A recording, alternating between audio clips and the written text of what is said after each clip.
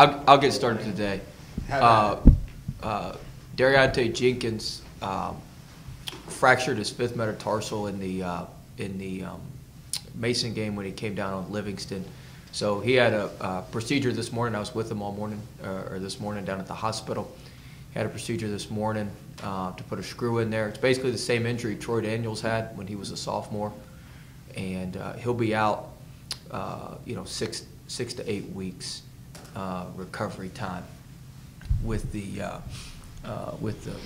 screw in his foot. So certainly disappointed because he was playing well, and give him credit. He came back in after he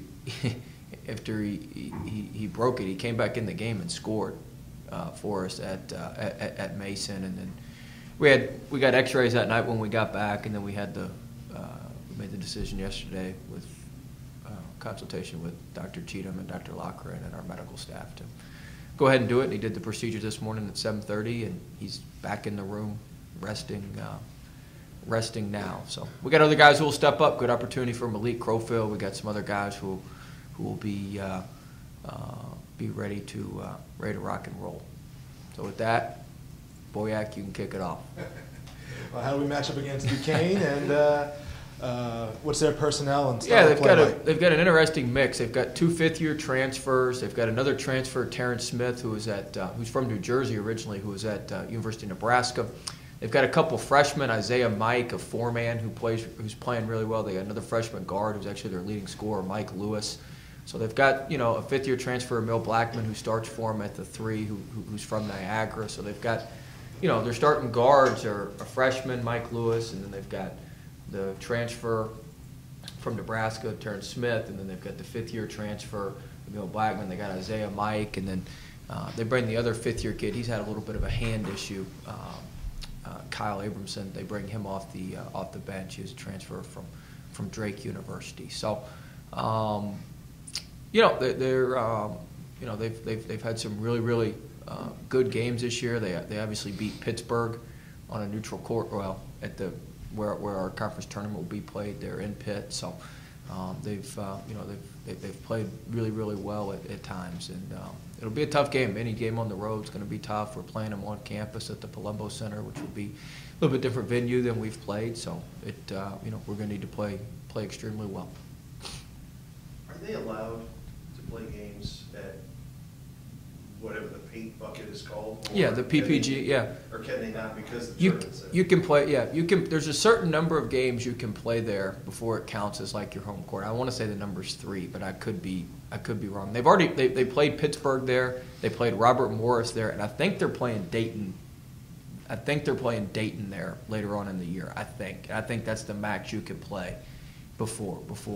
But it's different because the tournament is there this year, right? Normally they would play most of their games there. Is that not? No. They only play one a game there. They only played at least one conference game a year. They only played there. Usually it was us or Dayton would be the team that they would play there. Coach, with Dariante out, he was obviously kind of coming into his own freshman year. He's been kind of playing pretty well lately. You touched on a little bit opportunities for other guys, but he not a signature player for you, but obviously an important role player. Do you get a sense that the guys are kind of eager to rally around, his injury here? Well, we got guys who want to step up. We've got Malik, who started for us earlier in the year, and he's kind of gotten, kind of fallen by the wayside a little bit. But we certainly believe in him, and he's continued to work hard and get better and address some of the things that we needed him to address. And I think he's much more prepared now to play than he was actually when we were starting him and playing him a lot more at the beginning of the year. So I feel very comfortable with him. Markel Frazier's gotten better. We can play him as a small 4 sometimes when we, because Derry really played the 2 through the 4 for us. So we've got Malik who can sub in there at the 2 and the 3. We got Q who can sub in there at the 4. We got, Doug Brooks and some of those other guys are going to get more opportunity, and we expect them to come through with it. But, every team has injuries. We lost Jordan Burgess for a while last year, and we rallied around and we're just fine.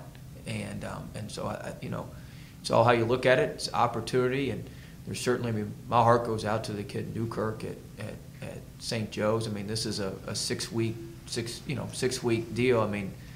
Newkirk worked his tail off to become one of the better guards in the league, and now he's out for the year.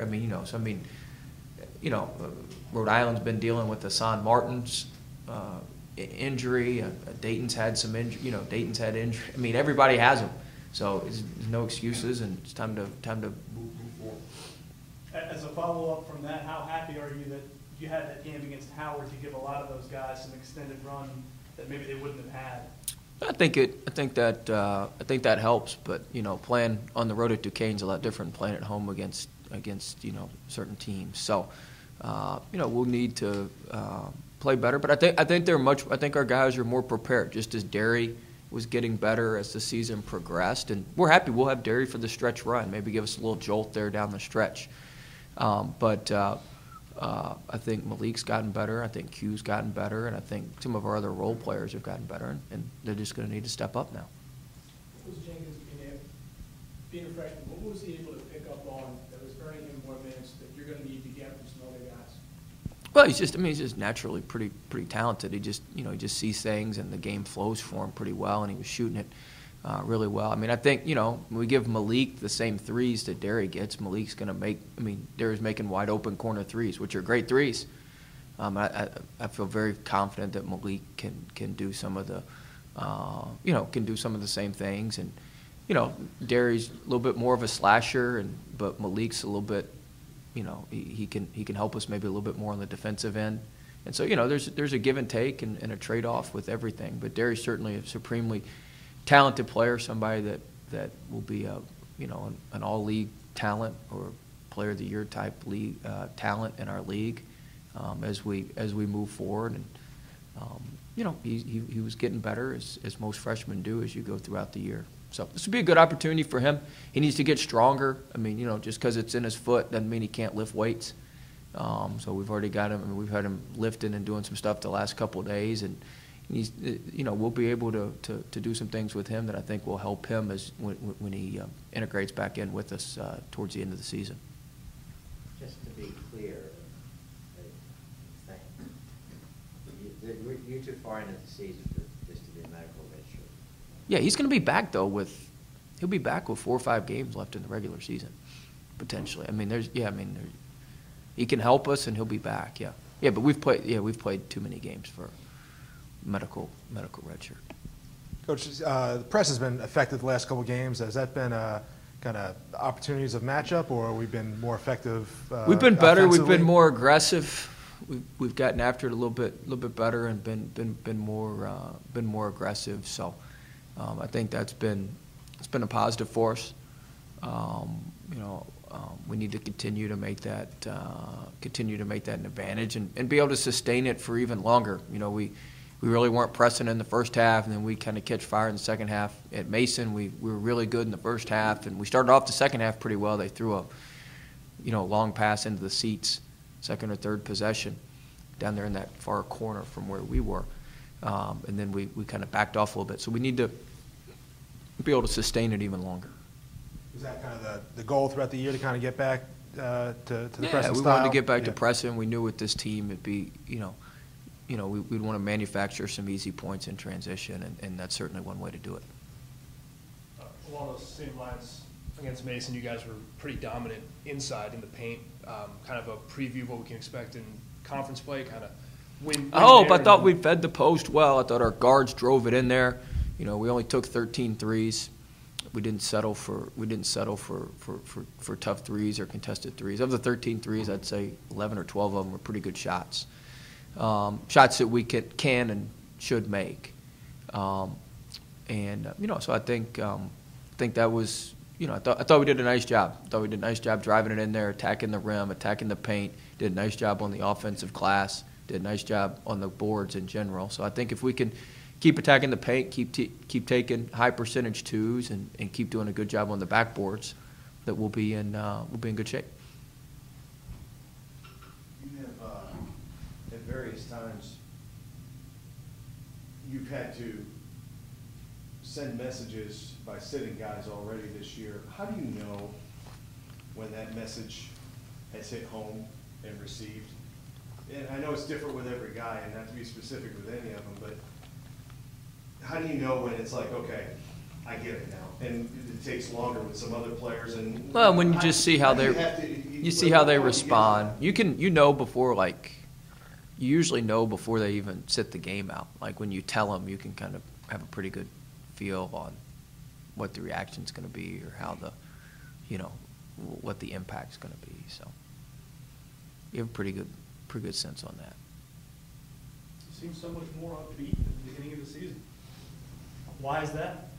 Well, I mean, it's conference play. You got to be energetic. Got to be ready to go. I mean, so we got 17 more deals here. How much more does it take out of you as a coach, your players, to, generally speaking, play a game on the road in conference? It's tough. Versus the home game? It's really tough. People have no idea how hard it is to. I mean, it's the hardest thing to do in sports is to win on the road in your league. You ask any coach of any team, whether you're playing in the NFL, the NBA, whatever it is, against a conference opponent on the road in your league. I mean, it's the toughest game to win. And so it doesn't matter who you're playing, where you're playing. This is a great opportunity for us. I mean, we have the opportunity to go 2-0 on the road, and I think we'd be the only team in the league that has 2 road wins at this point. If we could pull it off tomorrow. But we had, we stubbed our toe a couple. I mean, this was, UMass and Mason last year were midweek game. This was the type game that we struggled with a little bit. So we need to see that. We need to show that we've grown, that we're going to take advantage of these opportunities now. But it's never easy on the road, no matter who you're playing in your league. Can you tell by playing at Mason and then the film that you've watched at Duquesne, can you tell how the tide is lifting in the entire conference, where those 2 teams have struggled a little bit the last couple of years? They've had success already. You've already played Mason. Could you tell how much better? Mason's dramatically improved. Not just, I mean, I'm just talking about how hard they play, how they. I mean, they're very good. And Duquesne has done a great job mixing. It's not an easy place where they are. And Coach Ferry's done a very, very good job mixing these transfers in with these. I mean, these 2 freshmen he's got, Lewis and Isaiah Mike, are really good, really, really good. And so they've done a nice job mixing and matching. So I mean, I think there's certainly teams that'll surprise some people and finish maybe a little bit higher than they were both projected. Not an easy place where we are in terms of recruiting, in terms of where the program is. I mean, their facilities, just their infrastructure there is not what some other people in the league have. I mean, there's a reason they haven't been in the NCAA tournament since 1970 some odd, right? 77 or 78. I think I heard that on a TV broadcast. Like, Norm Nixon years. yeah, no offense, but like not all 30 of those, or not all the coaches that have been there since then are bad coaches. Like, I mean, there's a reason,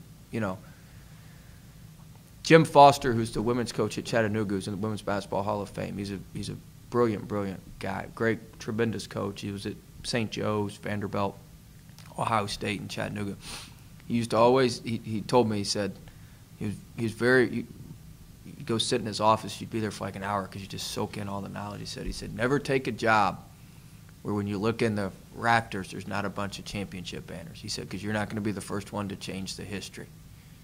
He said, if you can ever avoid it, he said, don't take one where there's not where they haven't shown that they can do it before. He said, because you're probably not going to be the answer that can change it as much as you think you are. And there's a lot of truth in that. There's a lot of truth in that. There's a reason people win. There's a reason people lose. And so, you've got to, you got to be cognizant of that. In conference play now, did the guys pay attention to what's going around the league, kind of standing watching, scoreboard watching, following? No. Like last year we had Melvin, who knew everything that was going on every night. He'd be texting me. It was borderline annoying. Like, all right, Mel, like he knew, like he would be watching everything. And now I've got guys, some of them couldn't name you. One of them was, I won't say who, but one of them was joking the other day. He said, I couldn't name you another coach in college basketball besides Coach Wade and Coach Krzyzewski. I said, well, you're the only person in the country that would say that.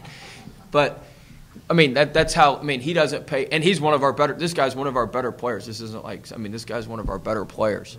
And so, I mean, then I started naming some coaches. He was like, oh, yeah, I know that guy. But his point. Were you and Duke the only people that recruited? His point, no, he wouldn't be here. His point being, like, he's not watching a lot of other basketball. He doesn't know a lot of, he's not paying attention to a lot of. Now, a couple of them, Burgess pays attention. He knows what's going on. Mo watches a ton. Mo will know a lot about what's going on and who's playing well. Jaquan to some extent. But Jaquan's a unique kid. He's got so many outside interests. He's not watching everything. But the rest of them, they're not gonna know. They're not gonna know a whole lot. Did you happen to catch the Marshall coach's explanation of what he thinks of why he likes shooting threes and what the numbers show are the best shots in basketball? I have not. Someone asked him about his team shooting a bunch of threes, and he sort of went off instead. And his Antonio's brothers, Yeah. coach in the NBA, he said the best shot in basketball is the three-pointer from the corner. Yeah, I've told y'all that. Well, I appreciate that. It's true. That's true. Well, the best shot's a point-blank layup. Right. He But the said second best shot is a corner three and a free throw. the best shot from the corner is worth like 1.8 points. And the best I think the corner three is worth 1.3. yeah, 1.8. 1.8 would probably be a point-blank layup. Okay. I think a point-blank layup's 1.8. It's like 1.8. It's like 1.8 for an uncontested around the rim, 1.3 corner three. It's like 1.2 something for a normal three, and it's like one and I've forgotten the exact number for a free throw, but it's 1.5, right around there for. Are these above average points? Well, points per possession. Oh, okay. It's a statistical.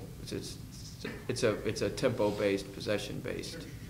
What he was saying deal. was basically that instead of playing inside out, he likes to play outside in. Unless he gets a layup, he thinks the three is more valuable. Well, statistically speaking, he's correct.